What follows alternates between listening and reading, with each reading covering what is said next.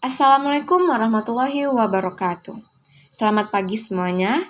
Saya Quratul Aini Faradila dengan NPM 2213042041. Jadi di sini saya akan menganalisis salah satu frasa yang saya temui untuk memenuhi proyek akhir atau UAS saya dalam mata kuliah Standardized Indonesian Grammar. Baik, di sini saya akan menganalisis salah satu frasa yang saya temui, yaitu frasa bus stop. Dalam kategori gramatikal, jenis frasa bus stop adalah frasa nomina. Struktur dalam frasa bus stop ialah inti, dua, penerang.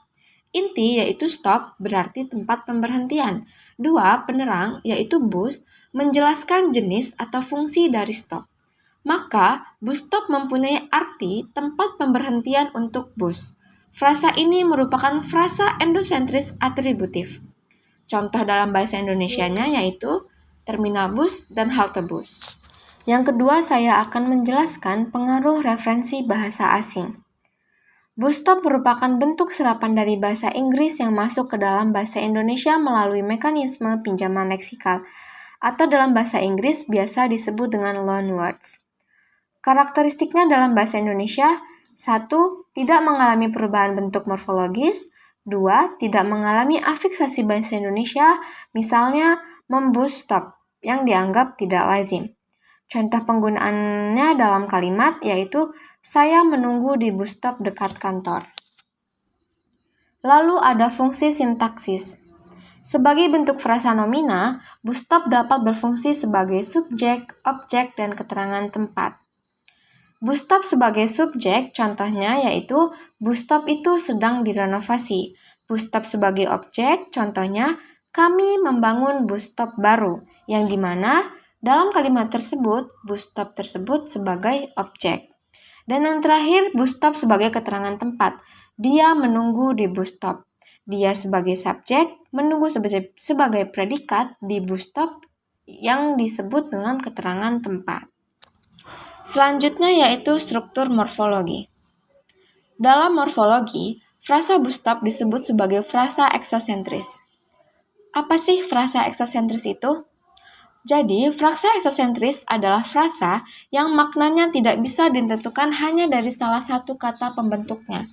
Artinya, baik kata bus maupun stop tidak cukup untuk menjelaskan arti keseluruhan frasa itu. Mari kita bahas satu persatu. Yang pertama adalah kata bus. Kata bus hanya berarti kendaraan umum, sedangkan kata stop berarti tindakan berhenti, bukan tempat. Kalau kita melihat masing-masing katanya saja, kita tidak akan langsung tahu bahwa frasa bus stop berarti tempat khusus untuk naik atau turun dari bus. Jadi, makna gabungan bus stop muncul dari kombinasi kedua kata itu secara idiomatik, bukan dari arti literal masing-masing. Inilah ciri utama frasa eksosentris.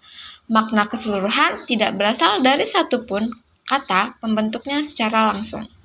Baik, setelah saya menganalisis dalam tata bahasa Indonesia, selanjutnya saya akan menganalisis dalam tata bahasa Inggris. Yang pertama ada structure. Dalam struktur frasa, bus berfungsi sebagai modifier, sedangkan stop merupakan inti atau dalam bahasa Inggris yang disebut dengan head dari frasa tersebut. Jadi, kata bus di sini menjelaskan jenis atau fungsi dari stop.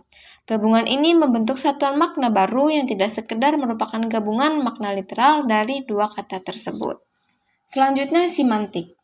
Frasa bus stop memiliki makna non-komposisional, berarti bahwa makna keseluruhan frasa tersebut tidak bisa dipahami hanya dengan melihat arti masing-masing katanya secara terpisah. Jika diartikan secara langsung, bus artinya kendaraan umum, stop artinya berhenti.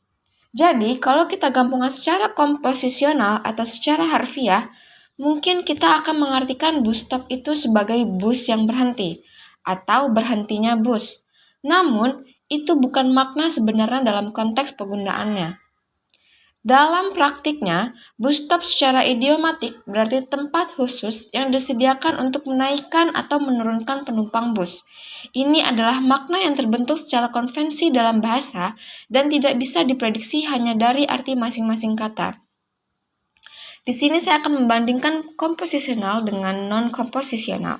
Komposisional adalah gabungan kata atau gabungan arti literal. Contohnya blue car yang artinya mobil yang berwarna biru. Sedangkan non-komposisional, gabungan kata bukan gabungan arti literal. Contoh katanya bus stop.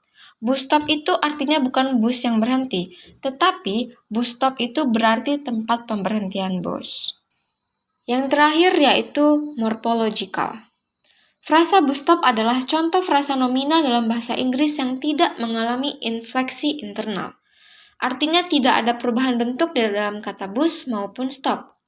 Kata frasa ini dijamakkan, bentuk yang benar adalah bus stops, bukan buses stop.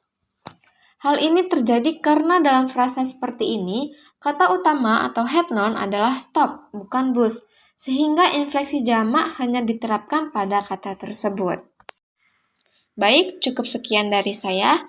Thank you very much for your attention. Wassalamualaikum warahmatullahi wabarakatuh.